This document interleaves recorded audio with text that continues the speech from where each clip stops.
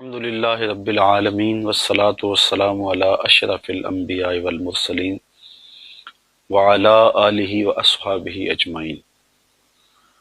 قال اللہ تعالی وتبارک فی شان حبیبہ مخبرا وآمرا ان اللہ وملائکتہ یصلون علی النبی یا ایہا الذین آمنوا صلوا علیہ وسلموا تسلیما۔ الصلاۃ والسلام علیک یا رسول اللہ وعلی آلک و اصحابک یا محبوب رب العالمین۔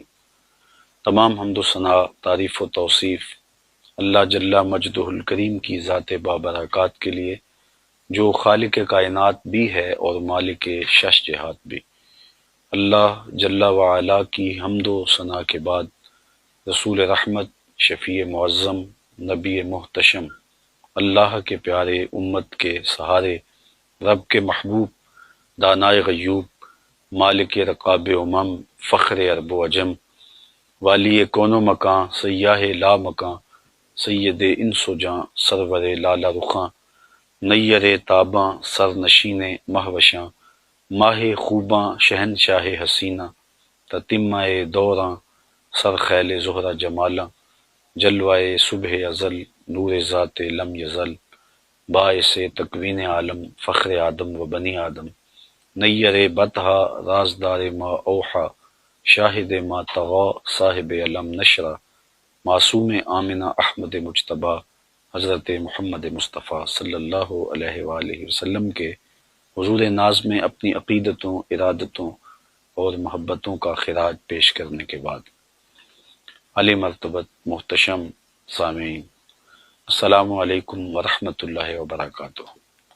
آج مولا کائنات سیدنا علی المرتضیٰ رضی اللہ تعالی عنہ کے تذکرہ نور پر مشتمل چند باتیں آپ کے گوش گزار کرنا چاہوں گا۔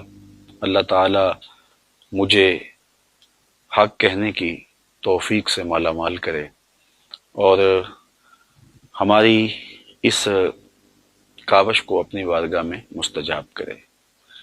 حضرت سیدنا علی المرتضیٰ رضی اللہ تعالیٰ عنہ رسول کریم صلی اللہ علیہ وآلہ وسلم کے چچا زاد بھائی تھے، اور جب حضور نے اعلان نبوت کیا تو وہ خوش نصیب لوگ جنہوں نے سب سے پہلے حضور کی دعوت پہ لبیک کہا اور حضور کی نصرت، اعانت اور مدد کے لیے پوری قوت کے ساتھ کھڑے ہوئے، ان میں حضرت سیدنا علی المرتضیٰ رضی اللہ تعالیٰ عنہ کا نمایاں نام ہے۔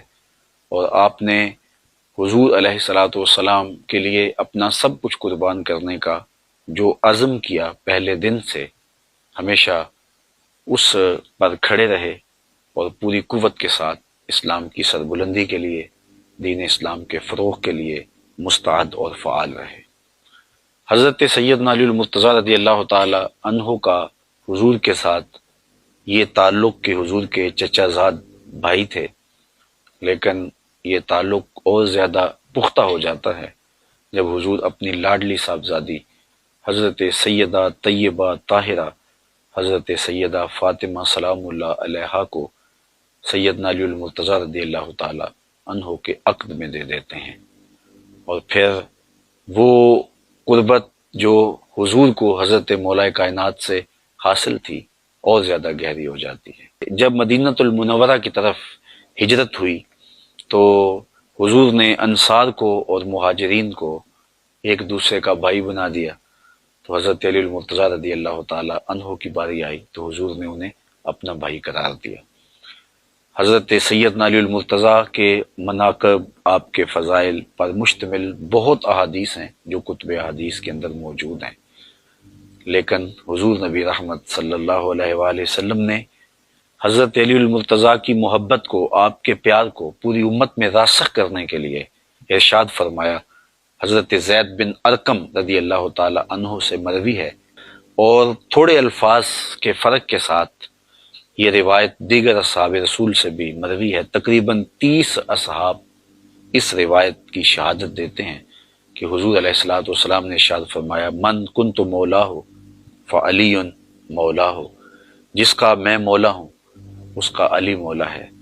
تو حضور نے حضرت علی المرتضیٰ رضی اللہ تعالی عنہ کی محبوبیت کے لیے، آپ کے پیار کے لیے لوگوں کو آمادہ کیا اور ان کی محبت لوگوں کے سینوں میں دلوں میں جاگزیں کی۔ حضرت ام سلمہ رضی اللہ تعالیٰ عنہ سے مروی ہے، حضور نے ارشاد فرمایا لا یحب علیا منافق ولا یبغضہ مومن، علی سے منافق محبت نہیں کر سکتا اور مومن بغض نہیں رکھ سکتا۔ حضرت علی المرتضیٰ خود ارشاد فرماتے ہیں کہ اگر میں کسی مومن کی ناک پہ تلوار بھی مار دوں تو اس کے باوجود بھی وہ میرے ساتھ بغض نہیں رکھ سکتا، اور اگر کسی منافق کو میں خزانے بھی دے دوں تو وہ میرے ساتھ محبت نہیں رکھ سکتا۔ تو حضرت علی المرتضیٰ رضی اللہ تعالی عنہ کی محبت یقیناً ایمان کی علامت ہے اور آپ کا بغض نفاق کی علامت ہے۔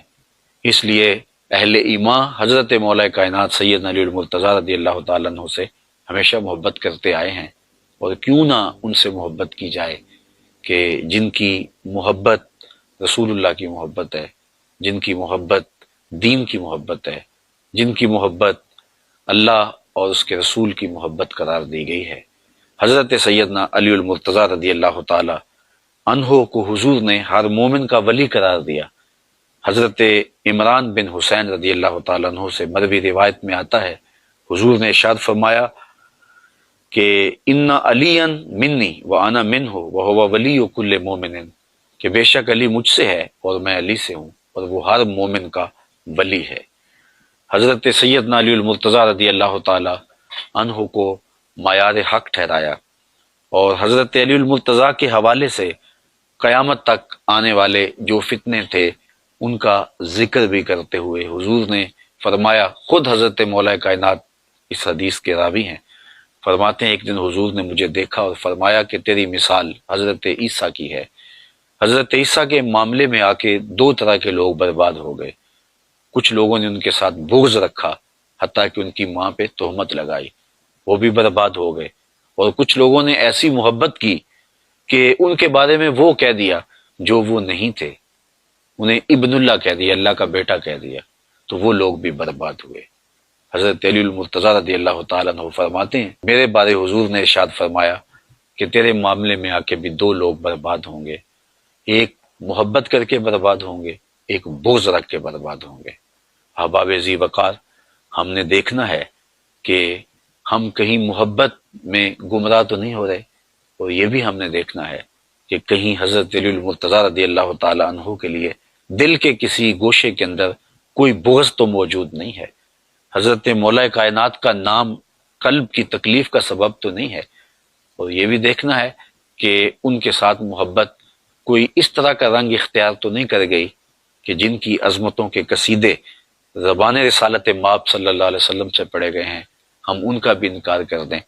تو حضرت سیدنا علی المرتضیٰ کی ذات کو معیار ٹھہرایا گیا۔ حضرت سیدنا علی المرتضیٰ رضی اللہ تعالیٰ عنہ کے حوالے سے حضور علیہ السلام کا روشن فرمان، انا دار الحکمت والی بابها، میں حکمت کا گھر ہوں اور علی اس کا دروازہ ہے، اور یہ بھی ارشاد فرمایا انا مدینۃ العلم والی بابها، میں علم کا شہر ہوں اور علی اس کا دروازہ ہے۔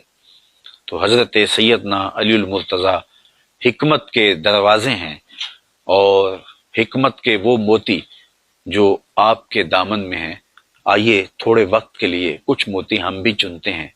حضرت سیدنا علی المرتضیٰ رضی اللہ تعالیٰ عنہ فرماتے ہیں افضل الزہد اخفاء الزہد، بہترین زہد وہ ہے جس میں زہد کو مخفی رکھا گیا ہو۔ انسان اپنی عبادتیں، اپنی زندگی کے اعمال صالحہ جتنا مخفی رکھے گا اس قدر ہی اس کو اللہ کی رحمت نصیب ہوں گی، اور یہ اخفاء ہی اس کے زہد کا حسن ہے، اور یہی اس کے زہد کا جمال ہے۔ تو حضرت مولا کائنات نے افضل زہد اس زہد کو قرار دیا جس میں زہد کا اخفاء ہو۔ اور ایک دوسرے قول میں آپ ارشاد فرماتے ہیں اشرف الغناء ترک المنع، بہترین غنا یہ ہے کہ آرزوؤں کو ترک کر دیا جائے۔ آرزویں ترک نہیں ہوں گی، تمنائیں ختم نہیں ہوں گی، تو پھر انسان کھرب پتی ہونے کے باوجود بھی کنگال رہے گا۔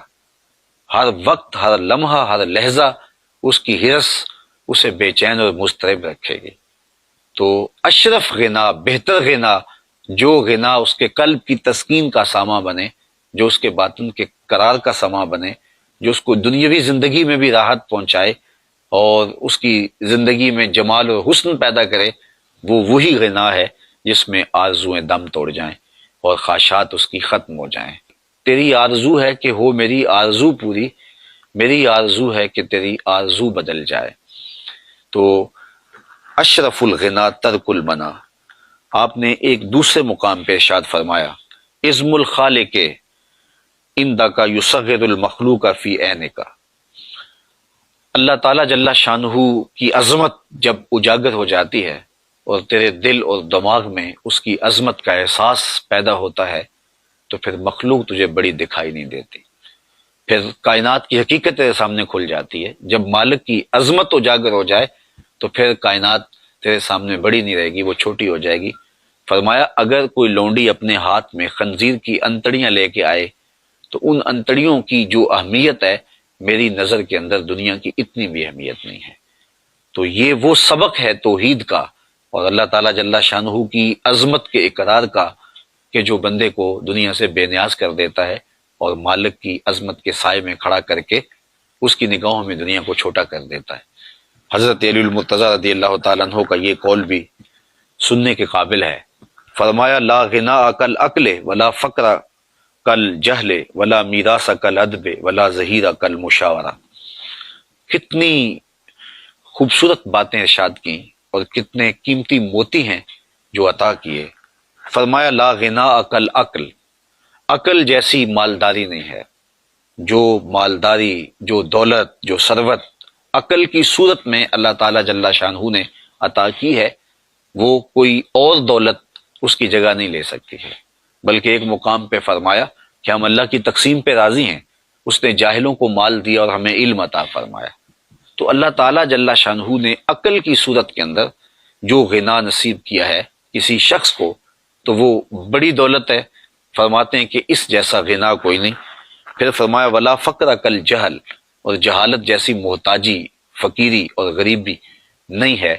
جو جاہل ہے تو اصل میں فقیر اور محتاج ضرورت مند وہ ہے جس کے پاس چراغ علم نہیں اور جہالت کے ڈیرے جس کے ہاں ہیں۔ پھر ارشاد کیا ولا میراث کل ادب، اور ادب جیسی کوئی وراثت نہیں ہے۔ بندے کو اپنے ماں باپ سے، اپنے بڑوں سے جو دولت ملی ہے، جو وراثت ملی ہے، وہ بہترین وراثت حسن ادب ہے۔ اگر ان کو اچھے ادب مل گئے تو یہ حقیقی دولت ہے، حقیقی میراث ہے جو اس کو اپنے بزرگوں کی جانب سے ملی ہے۔ اور اگر اس کو درہم و دینار بہت مل گئے، اس کو دنیا کی بڑی دولتیں مل گئیں، لیکن اس کو ادب کی دولت نہیں ملی تو اس کے پلے کچھ بھی نہیں ہے۔ تو بہترین میراث کسی کو جو نصیب ہوئی وہ ادب ہے۔ تو ادب وہ دولت ہے، ادب وہ ثروت ہے کہ جو باقی ساری ثروتوں سے اور دولتوں سے بھاری ہے۔ حضرت سیدنا علی المرتضیٰ رضی اللہ تعالیٰ عنہ نے چوتھی بات ارشاد فرمائی ولا ظہیرہ کل مشاورہ، مشاورت جیسا کوئی مددگار نہیں ہے۔ جو ظہیر اور جو مددگار مشاورت ہے، اس طرح کا کوئی بھی مددگار اور کوئی بھی ساتھی اور کوئی بھی جو ہے وہ دوست نہیں ہے۔ حضرت سیدنا علی المرتضیٰ رضی اللہ تعالیٰ عنہ کا ایک قول نور دیکھیے جو آپ نے انسانی زندگی کی تہذیب کے لیے ہمیں ارشاد فرمایا ہے۔ فرمایا من ظن بک خیرا صدق ظنک، اگر کوئی تجھے اچھا تصور کرنے لگ جائے تو تو اس کے تصور کو سچ کر دکھا۔ اگر تیرے بارے میں کسی کی رائے یہ ہے کہ یہ بہت اچھا ہے اور تو جانتا ہے کہ میں اچھا نہیں ہوں، تو تو حقیقتاً اچھا ہو جا تاکہ اس کا ظن تیرے بارے درست ہو جائے۔ اعلیٰ حضرت امام اہل محبت امام شاہ احمد رضا خان فاضل بریلوی علیہ رحمہ، آپ حافظ قرآن نہیں تھے، لیکن لوگوں کا یہ گمان تھا کہ آپ حافظ قرآن ہیں۔ ماہ سیام کی گھڑیاں آئیں تو لوگوں نے آپ سے کہا حضرت آپ اس مرتبہ قرآن سنائیے۔ تو آپ قرآن مجید کے حافظ نہیں تھے، لیکن لوگوں کا یہ ظن تھا تو آپ نے قرآن مجید یاد کر لیا اور ایک مہینے کے اندر حفظ بھی کیا اور سنایا بھی۔ روزانہ پڑھتے تھے اور شام کو سنا دیتے تھے کہ لوگوں کا میرے بارے ظن یہ ہے کہ میں حافظ قرآن ہوں، تو چلو میں حافظ قرآن بن جاتا ہوں۔ تو سید علی المرتضیٰ فرماتے ہیں جب لوگوں کا تیرے بارے اچھا ظن ہو تو تو ان کے ظن کے مطابق ہی ہو جا، تو ان کے ظن کو سچا کر دکھا۔ آپ کا ایک اور قول جو زندگی میں بہت زیادہ ہمیں رہنمائی فراہم کرتا ہے، بالخصوص فتنے کے دور میں یہ قول انتہائی رہنما قول ہے۔ ارشاد فرمایا کن فی الفتنہ کا ابن اللبون لا زہر فیرکب ولا درع فیحلب، فرمایا تو فتنے کے زمانے میں اونٹ کے 2 سال کے بچے کی طرح ہو جا، نہ تیرے پہ سواری کی جا سکے اور نہ تیرا دودھ دھویا جا سکے، یعنی فتنے میں تو لوگوں کا فتنے میں مددگار نہ ہو اور ان کے لیے کسی طرح بھی تو معاون نہ بن پائے، تو فتنے میں اپنے دامن کو بچا کر کے محفوظ رہا جائے اور اپنی حفاظت کی جائے۔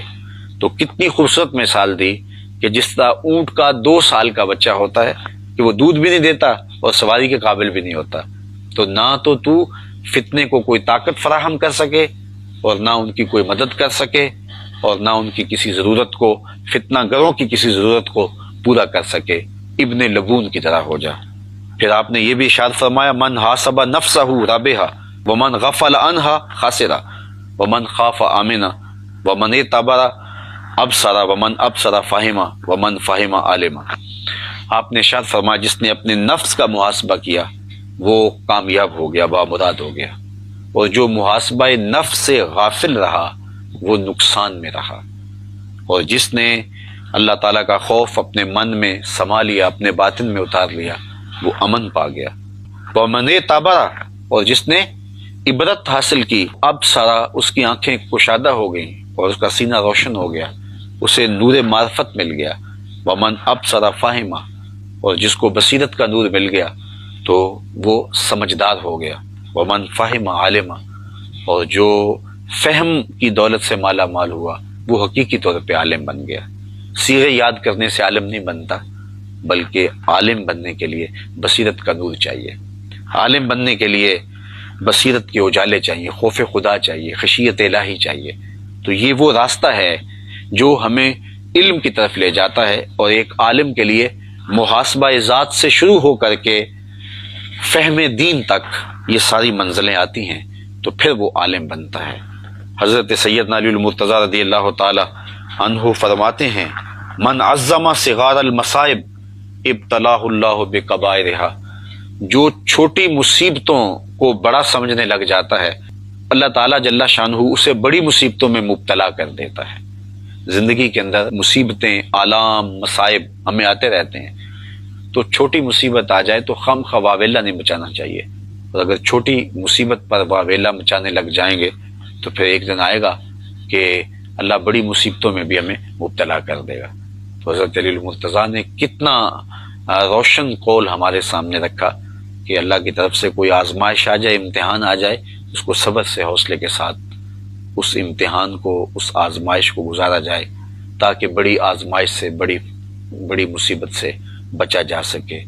آپ کا ایک اور قول بھی دیکھیے، فرمایا تھوڑا سا شک دین بگاڑ دیتا ہے اور تھوڑی سی دنیا آخرت برباد کر دیتی ہے۔ تشکیک جب پیدا ہوتی ہے تو پھر دین نہیں رہتا۔ علامہ اقبال علیہ رحمہ نے بھی کہا تھا کہ غلامی سے بدتر ہے بے یقینی، تو بے یقینی جب روحوں میں، دلوں میں اترنے لگے تو پھر دین نہیں بچتا، دین باقی نہیں رہتا، اور تھوڑی سی دنیا داری آخرت برباد کر دیتی ہے۔ یہاں دنیا داری سے مراد خدا سے غافل ہونا ہے۔ چیز دنیا از خدا غافل بدن، علامہ رومی کہتے ہیں خدا سے غفلت کا نام دنیا ہے۔ سونے چاندی، کاروبار، یہ زندگی کے امور دنیا نہیں ہے۔ جب غافل ہوں گے تو وہ چاہے ہم ممبر پہ بیٹھے ہوں گے یا کعبے کا طواف کر رہے ہوں گے تو وہ دنیا داری ہوگی۔ تو ہم اپنے آپ کو غفلت سے بچائیں اور تھوڑی سی دنیا داری سے بھی اپنے آپ کو محفوظ رکھیں تاکہ آخرت کی بربادی نہ ہو۔ حضرت سیدنا علی المرتضیٰ رضی اللہ تعالیٰ عنہ کا ایک اور قول سنتے جائیے، فرماتے ہیں پرہیزگاری کے سوا حلم درست نہیں ہے اور طمع سے دین سلامت نہیں رہتا۔ جب پرہیزگاری موجود نہیں رہتی تو پھر طبیعتوں میں حلم پیدا نہیں ہوتا، اور جب کسی کی طبیعت میں طمع پیدا ہو جاتی ہے تو پھر دین سلامت نہیں رہتا۔ جب طمع پیدا ہو تو پھر دین کی حفاظت کون کرے گا؟ تو حضرت سیدنا علی المرتضیٰ رضی اللہ تعالیٰ عنہ کے یہ نور اقوال ہماری زندگی کے تیور اور دھارے بدل سکتے ہیں، اور ہمیں ایک اچھا اور صالح انسان بننے کے لیے یہ قول ہمارے لیے رہنما ہے اور روشنی ہے۔ حضرت علی المرتضیٰ رضی اللہ تعالیٰ عنہ چونکہ شہر حکمت کے دروازے ہیں، اس لیے ہمیں انہیں زندگی گزارنے کا کامل اور مکمل نصاب دیا ہے۔ اس نصاب زندگی سے زندگی کا حسن کشید کیا جا سکتا ہے اور زندگی کی بہتریاں تلاش کی جا سکتی ہیں۔ اللہ ان کے نقوش پاک کی برکتیں روحوں میں اتار دے۔ وآخر دعوانا الحمدللہ۔